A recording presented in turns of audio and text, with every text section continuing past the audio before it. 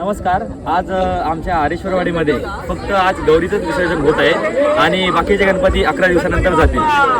लख लख तेजाची ज्योत तू मनी सजली रंगली आसही वेळावली आज स्वप्ना परी अवतरली लाडाची नवसाची